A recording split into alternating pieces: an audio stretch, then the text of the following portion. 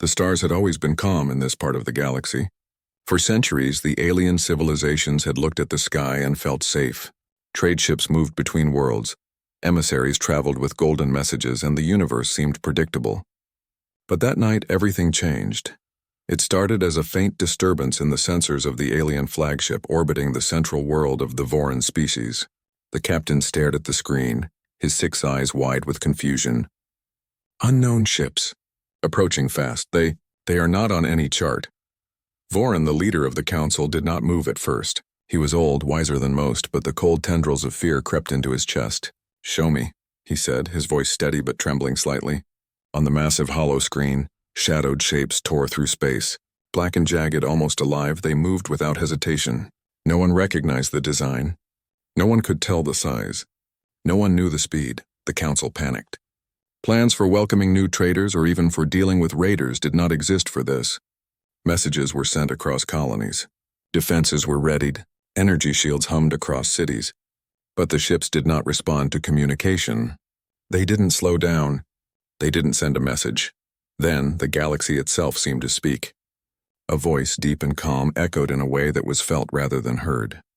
"We come to settle a debt." The words rippled through every mind that could sense them. Council members froze.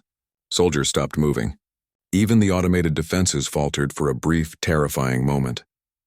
The voice was not angry. It was not threatening. It was full of certainty, of purpose, and everyone realized something chilling. These were not ordinary beings. They were not diplomats, merchants, or raiders. They were something else entirely. Voran leaned forward. He had seen many strange things in his long life, but nothing like this. "Prepare for anything," he said, though he did not know what anything could mean. His council members worked frantically, issuing orders, coordinating planetary defenses, and scanning the approaching ships. Every sensor failed to recognize them. Every pattern was unknown. On the surface of the main city, people looked up. Thousands of alien eyes stared at the black streaks cutting through space. Rumors spread quickly. "Invaders?" some whispered. Others shook their heads. Not invaders. Something worse. The fear was silent but thick, like a dense fog that pressed on the mind and chest. The unknown ships slowed as they entered orbit. Unlike any normal fleet, they did not scatter or circle. They simply hung in the sky, like mountains of black stone floating against the stars. Their presence was heavy. The atmosphere itself seemed to respond, carrying a strange electric charge that made hair stand on end. Children screamed. Adults froze. Pets and creatures of all kinds hid under furniture or ran to the shadows. Then a single ship descended, glowing faintly with inner light. It touched down in the central plaza of the capital city. The impact did not shake the ground, yet it seemed to bend the very air around it. Doors slid open, not with mechanical noise, but as if the ship itself breathed. Silence followed. From inside the ship, figures emerged. Massive, broad-shouldered, covered in layers of armor-like skin that seemed part natural, part crafted. Scars ran across their bodies in patterns that told stories the aliens could not understand. They moved slowly, deliberately, with the confidence of beings who had survived countless worlds where death was ordinary. The alien soldiers raised their weapons, energy beams igniting in the night. The crowd gasped, expecting fire, expecting attack. But the figures did not raise weapons. They did not shout. They simply stood looking at the city, at the council, at everything. Their eyes were sharp, piercing, and carried a weight that no alien had ever felt before. A hush fell over the city. Council members whispered to each other, their voices trembling. "Who are they?" one asked. Another replied, I don't know. I've never seen anything like this." Fear turned to awe. Awe turned to dread. These beings were not just unknown, they were beyond imagination. One of them stepped forward. The ground beneath him seemed to vibrate slightly with each step. Then slowly he spoke. His voice was deep, and though it was foreign, it was somehow understood by every mind present. "We are here to see the truth. We are here to claim what has been promised. Be ready or step aside." No one moved. Not a single alien dared take a step forward. They had armies, fleets, and weapons, but they had never faced anything like this. The Deathworlders, though no one yet knew the name, radiated something more terrifying than firepower. Certainty. A certainty that the universe itself had chosen them for a purpose beyond fear. And in that moment, Vorin realized that the galaxy was about to change forever. Not because of diplomacy or war or conquest, but because something had come that none of them had expected, something that would test them in ways they could not yet imagine. The stars seemed colder that night. The city lights flickered, and above the black ships waited, patient, silent, unstoppable. The galaxy had felt safe, but safety was over. The central city of Vorin trembled as the massive black ship settled into the plaza. Dust swirled in the air, covering the alien streets in a gray haze. Citizens ran to windows, to towers, to any vantage point, hoping to see what the council could not explain. Soldiers gripped their weapons tighter, though a strange sense of doubt filled their hearts. Then the figures emerged. The Deathworlders. They were taller than the tallest aliens, their bodies sculpted by worlds that demanded survival against impossible odds, muscles flexed beneath armor-like skin, and scars traced across their bodies like living maps of pain and endurance. Their eyes were sharp, almost predatory, yet strangely calm. Every movement spoke of confidence earned from facing death countless times and always walking away. The aliens had weapons ready. Energy rifles hummed, plasma turrets spun, and drones hovered like deadly insects. The city's defenses were the most advanced in the sector. But as the Deathworlders moved forward, not a single weapon fired. The soldiers hesitated, unsure whether fear or awe held them back. The largest Deathworlder raised a hand. His armor-like fingers glinted under the dim light of the setting sun. "We are not here to destroy," he said in a voice that resonated deep in the chest, felt as much as heard. "We are here to see, to understand, and to act if necessary." One soldier, young and trembling, whispered to his comrade, "Why aren't they afraid? Why aren't they running?" His companion shook his head. "Because they are not afraid to die," he said, his voice barely audible. The Deathworlders moved through the city with methodical precision. They did not rush. They did not shout. They examined the buildings, the streets, the patterns of life. They paused at places of power, council chambers, marketplaces, and temples. Every glance, every tilt of their head seemed to measure more than walls or streets. It measured hearts, intentions, and courage. Vorin watched from his tower. He had faced rebellions, invasions, even natural disasters that could have destroyed his world. But this presence unsettled him more than anything he had ever seen. His council argued and shouted orders, yet the Deathworlders ignored them. They were not responding in ways the aliens could predict. "They are testing us," one elder said quietly. "But what do they want? What is the measure of this? Judgment?" The city's defense drones suddenly activated on their own. Lights blinked red. Energy beams swirled in warning patterns. A small alien faction, armed and terrified, tried to fire at the approaching Deathworlders, but their attacks simply bent away. The Deathworlders did not raise shields or weapons. They walked calmly, their bodies absorbing or deflecting the energy with minimal effort, as if the attacks were nothing more than gusts of wind. The crowd gasped. They had expected a massacre, a battle to the death, but instead they witnessed restraint. The Deathworlders could have destroyed them all in moments, yet they held back. The soldiers lowered their weapons, fear slowly turning to confusion and awe. Then a small explosion rocked the plaza. A faction of radicals, desperate and angry, had set off a bomb near the council's tower, hoping to provoke a fight. The Deathworlders reacted instantly, moving faster than any alien could track. They did not attack the radicals directly. Instead, they intercepted debris, absorbed energy, and protected civilians. One Deathworlder's massive arm caught falling rubble, saving dozens of frightened citizens. The aliens began to understand something they had never realized before. These beings were not merely strong, they were disciplined. They did not act out of fear or hatred. They acted with purpose. Every life mattered to them, even the lives of those who had tried to harm them.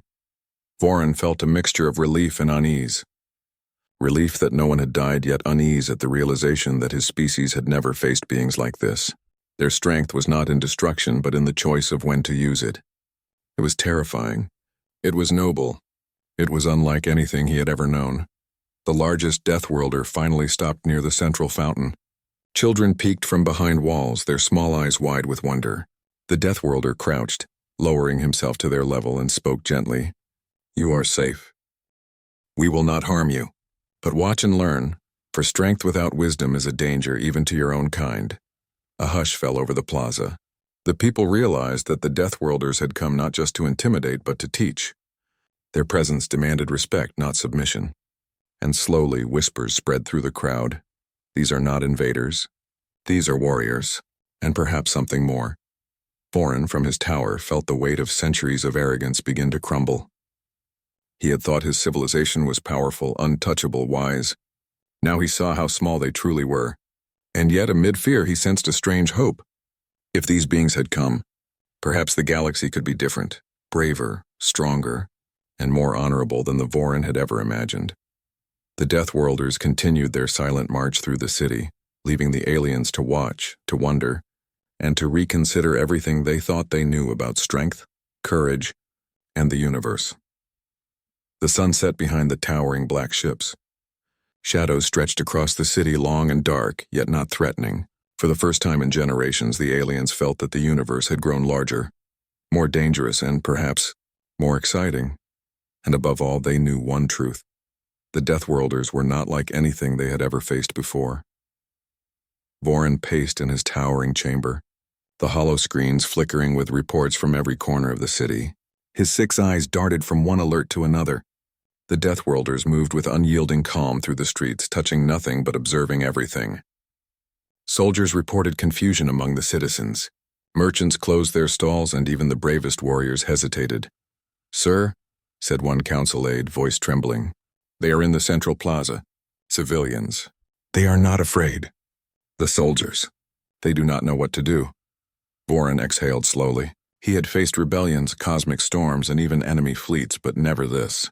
These beings were not like anything in the galaxy. They carried power in their bodies, but not recklessly. They commanded respect without speaking loudly. It was terrifying and humbling at the same time. "They are testing us," Vorin said softly. His voice carried more to himself than anyone else. But for what? Outside, the city hummed with tension. Citizens peeked from hidden corners, whispering rumors. Are they invaders? Or guts? The question lingered in the air, unanswered. Suddenly, one of the Deathworlders stepped forward in the central square. His massive frame towered over everything. His voice, when he spoke, echoed in every mind capable of sensing it. "We are here for justice, not for war. But if war is forced upon us, we will act without hesitation." A shiver ran through the alien ranks.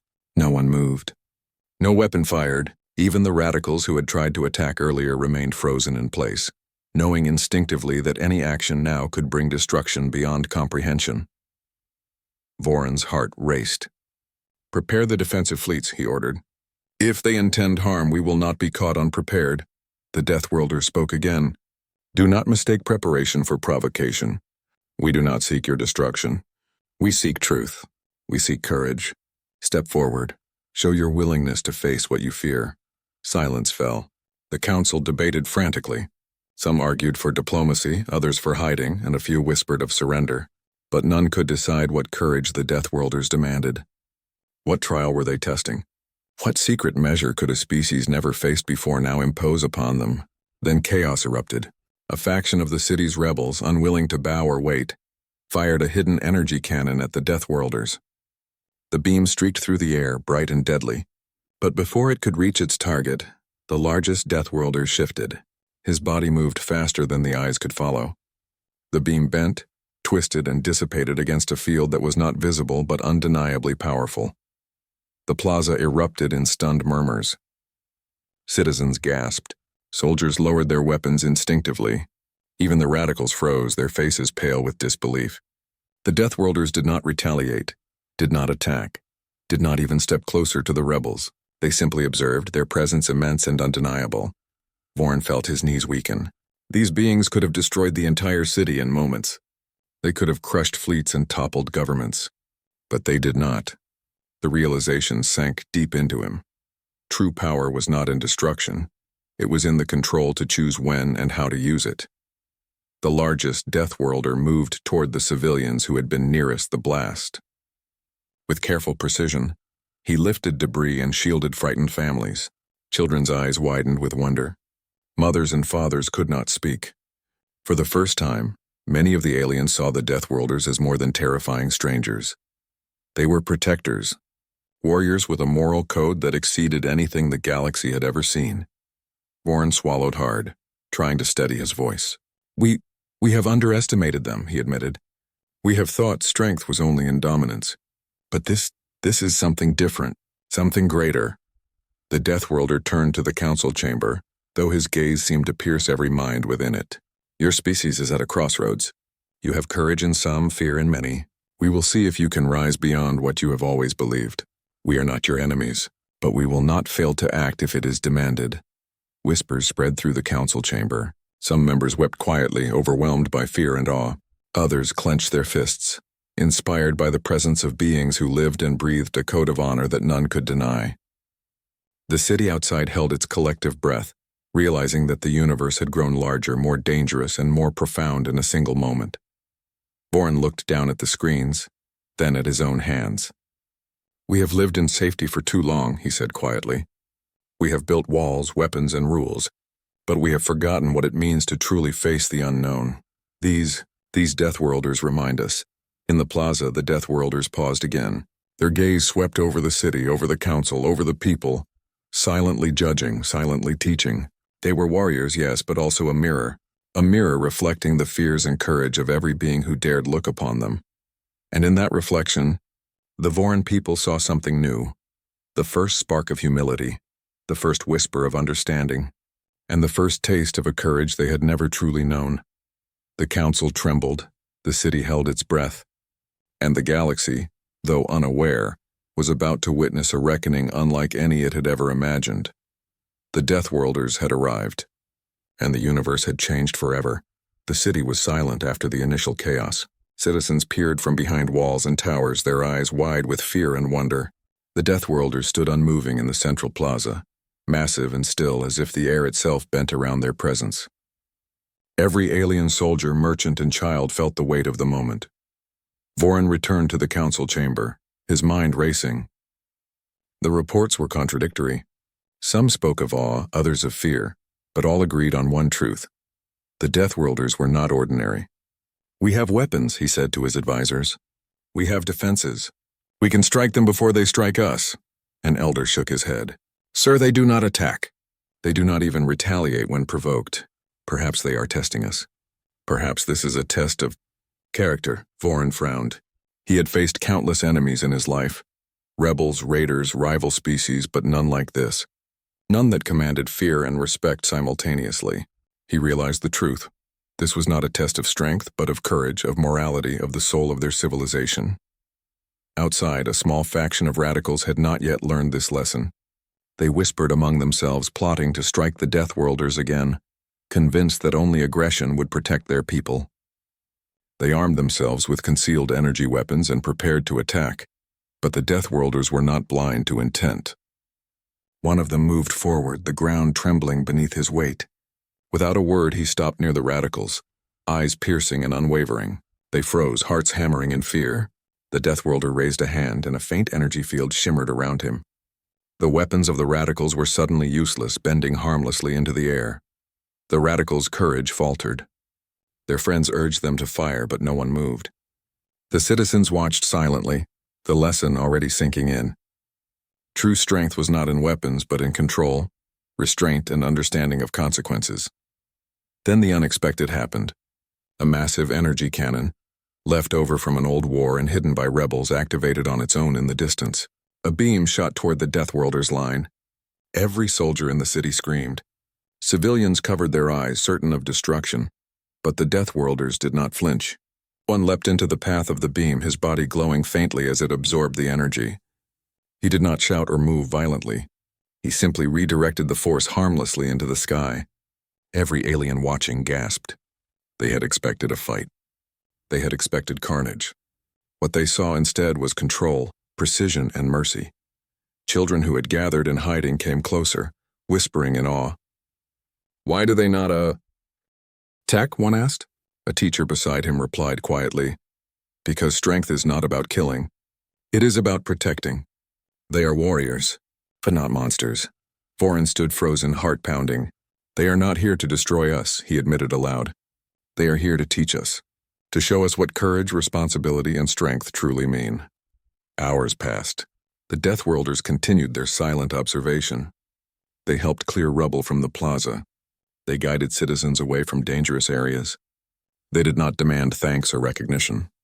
Their presence alone reshaped the city's spirit. Fear slowly gave way to hope. Anxiety transformed into awe. Then the largest Deathworlder knelt before a group of frightened children, speaking softly. You will face challenges in life. Some will be unfair, some will be terrifying. But courage is not the absence of fear. It is action in spite of it. Choose wisely, and the universe will respect you. The citizens began to understand that these beings, so unlike anything they had ever imagined, were redefining the meaning of power.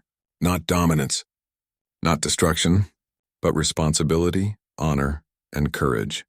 Even the radicals forced to witness these actions began to question their motives. Fear was still there, but it was tempered by understanding. They could not attack. They could not defy. They were being shown the truth of what it meant to face the unknown with integrity.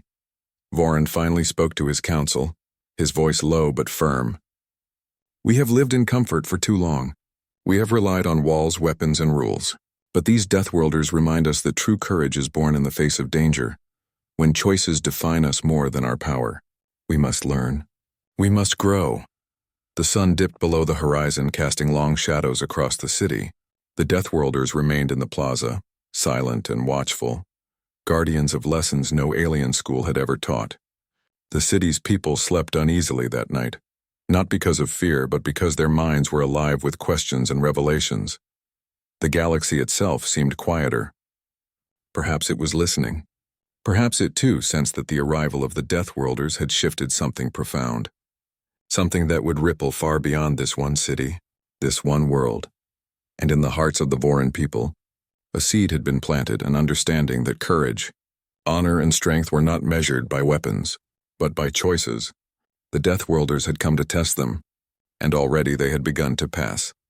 The sun rose over the city, painting the black ships and shattered plazas in a warm glow.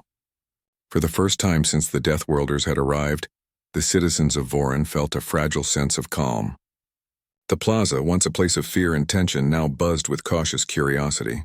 Children peered from behind columns, soldiers lowered their weapons, and even the council dared to watch openly. The Deathworlders moved among the people with care. They did not demand attention, yet they drew it naturally. Citizens whispered to each other, trying to describe them.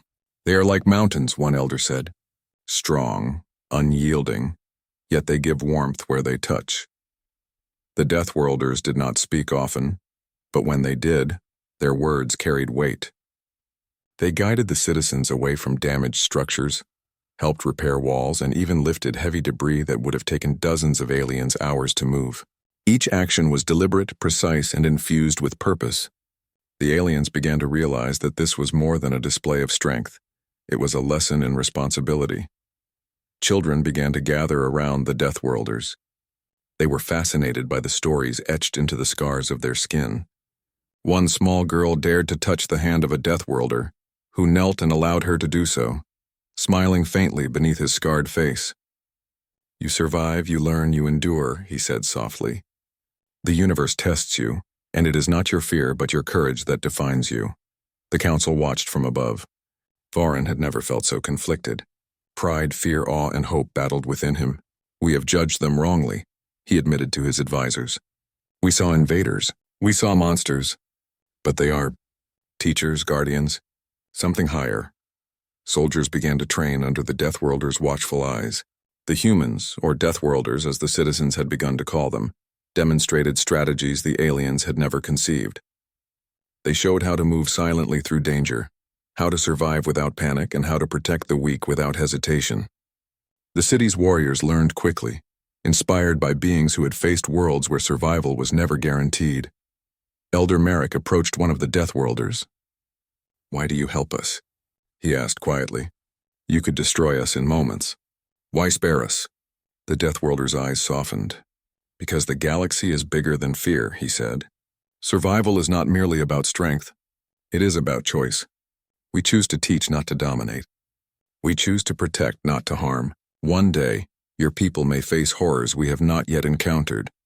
When that day comes, it is your courage that will matter, not your weapons. The citizens of Vorin began to change. Fear, once thick and suffocating, began to lift. Where there had been doubt, there was now curiosity and hope. Where there had been arrogance and pride, there was humility and a growing desire to learn. The city felt alive in a way it had never been before, infused with the energy of understanding that strength meant more than power. It meant responsibility. Children followed the Deathworlders through the streets, listening to their tales of worlds that demanded endurance, worlds that taught pain and survival. Every scar, every story carried a lesson. The children's laughter, mixed with awe, echoed across the plaza. Even the radicals who had once plotted to attack began to witness the impact of honor and courage firsthand. Some dropped their weapons quietly, shame and admiration mingling on their faces. Voren watched silently, feeling something he had not felt in decades: hope. He realized that this was not just a visit from unknown beings. This was a turning point for his civilization. The Deathworlders had come not to conquer, not to enslave, but to elevate. They were a mirror, reflecting the potential greatness of a species that had lost its way in comfort and arrogance. By evening, the city was transformed. Small fires from earlier conflicts had been extinguished. Debris had been cleared. Soldiers practiced drills they had never imagined. Children ran freely, guided and protected by the silent strength of the Deathworlders. And in the council tower, Voren sat quietly, understanding that their presence had planted a seed of courage, humility, and hope that would grow long after the Deathworlders had left. One of the younger Deathworlders knelt beside a group of citizens repairing their homes. "Every world has its test," he said. "Every civilization has its choice. Today you are learning to choose wisely. Remember this lesson. Carry it in your hearts, for the future will demand more than you have ever imagined." The citizens of Voren began to see the Deathworlders not as alien giants or terrifying strangers, but as heroes, guides, and protectors. They had come to a world unprepared, untested, and full of fear. And yet, through their presence, patience, and unwavering morality, they had inspired change. Voren felt tears sting his eyes. He had believed his species was alone, strong in isolation, unshakable. Now he understood the truth. Greatness was not measured by domination, but by courage, compassion, and the ability to rise above fear. The Deathworlders had come, and in their quiet, powerful way, they had reshaped a civilization. The sun set fully, casting long shadows over the city. The Deathworlders stood among the people, silent, watchful, and unyielding. The Voren people understood for the first time that the universe was not simply a place of power and fear. It was a place of choice, responsibility, and honor. And in that understanding, hope was born. The days passed slowly, yet every moment felt heavy with change. The Deathworlders moved through the city like shadows of purpose, observing, teaching, and protecting. Their presence was constant, yet they never demanded attention. The citizens of Voren had grown accustomed to seeing them, but their awe only deepened with time. Word of the Deathworlders spread quickly beyond the capital. Traders and travelers spoke of the massive black ships and the towering figures within. Rumors grew into stories, and stories grew into legends. Entire planets, even distant civilizations, began to whisper, "The humans have come." Back in the city, the council met daily, struggling to understand the transformation happening around them. Voren watched the citizens carefully. Soldiers trained with renewed vigor, not from fear but from admiration. Merchants carried goods with careful precision, inspired by the discipline they saw in the Deathworlders. Children played openly, yet their eyes reflected understanding beyond their years. An elder spoke quietly in the council chamber. "We have lived thinking strength was power alone.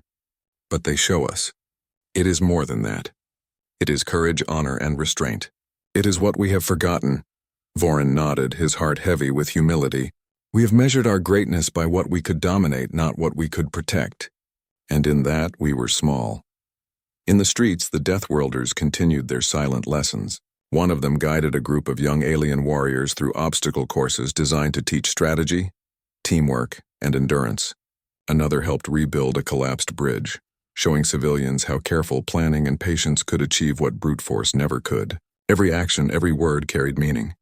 Children often ran up to them, asking questions about distant worlds, about survival, about courage.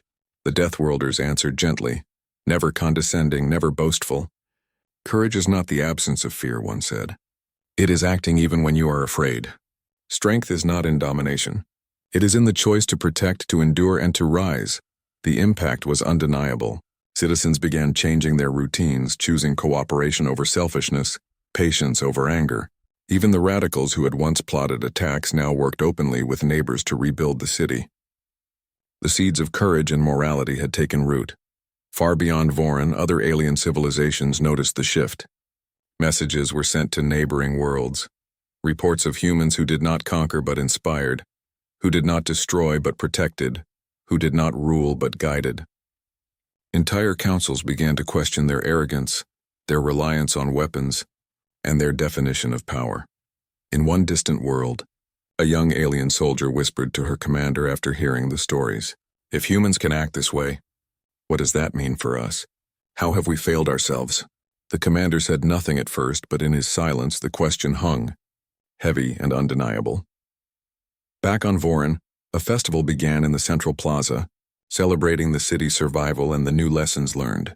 The Deathworlders did not participate in the celebration, yet their presence was felt in every song, every dance, every smile.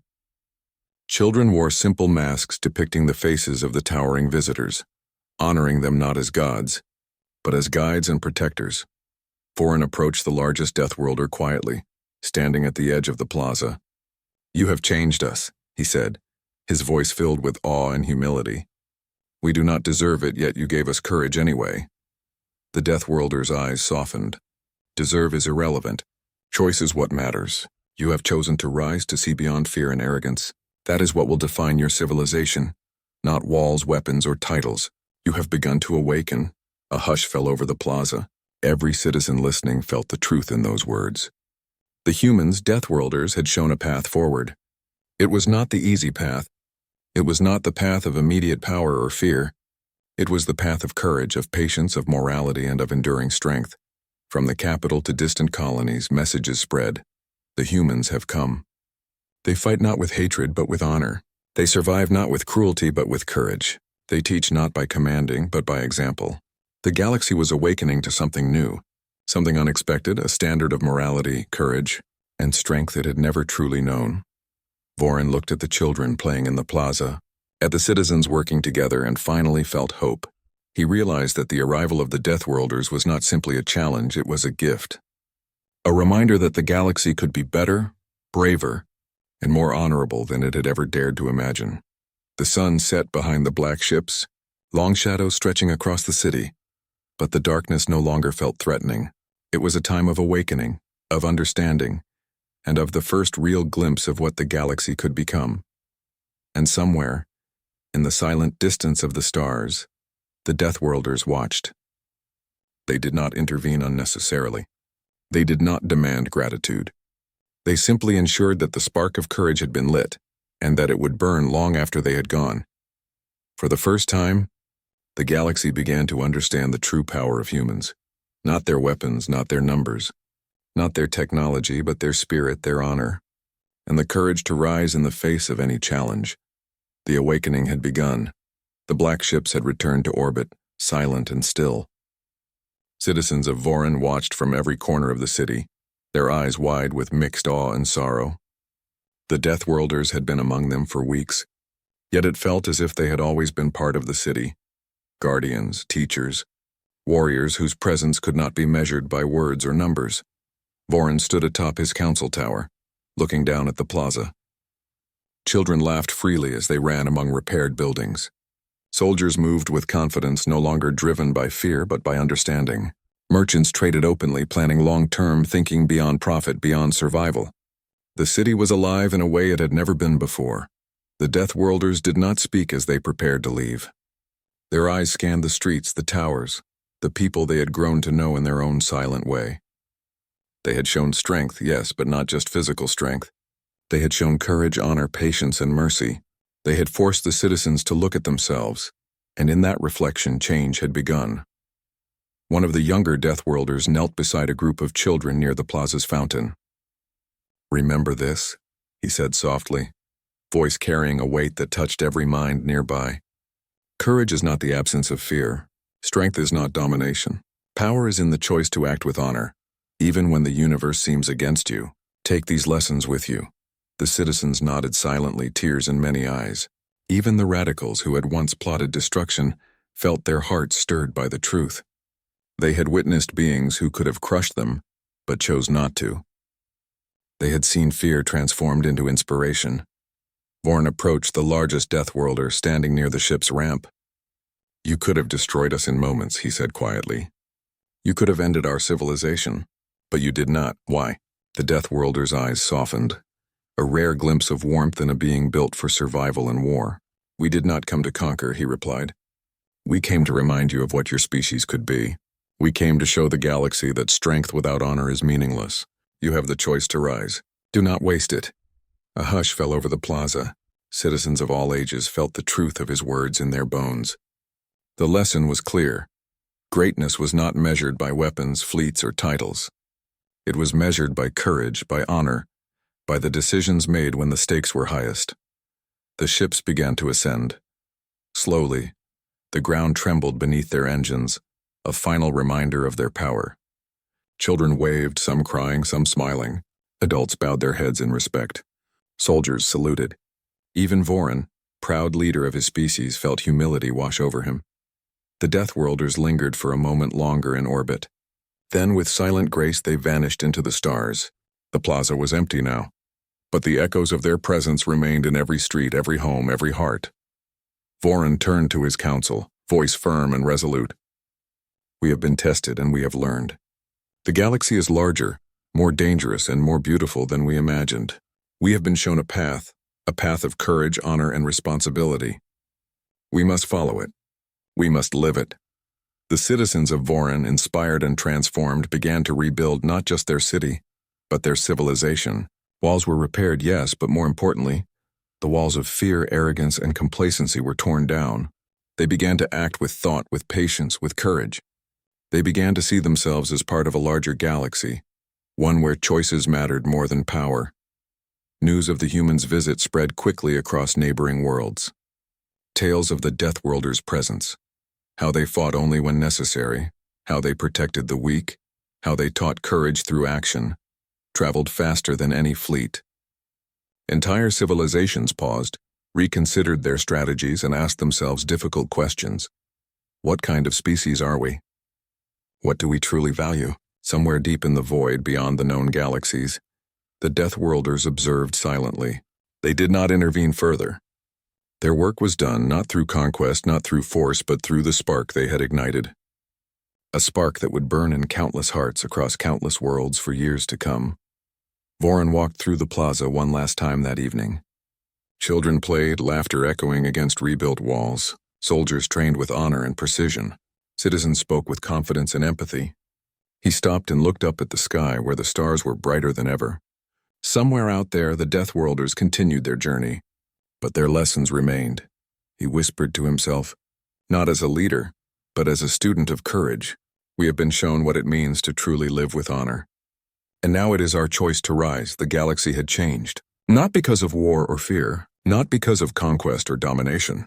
It had changed because something extraordinary had arrived. Beings who embodied the ideals of courage, responsibility, and honor. The humans, the Deathworlders, had reminded every civilization that true greatness was not power alone, but the will to act rightly in the face of impossible odds. And somewhere, in the silent reaches of space, the stars themselves seemed to shine a little brighter, as if applauding the courage of a species who had learned, at last, to rise.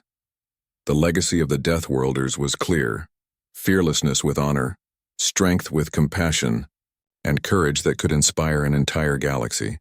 The Vorin people and the galaxy would never forget.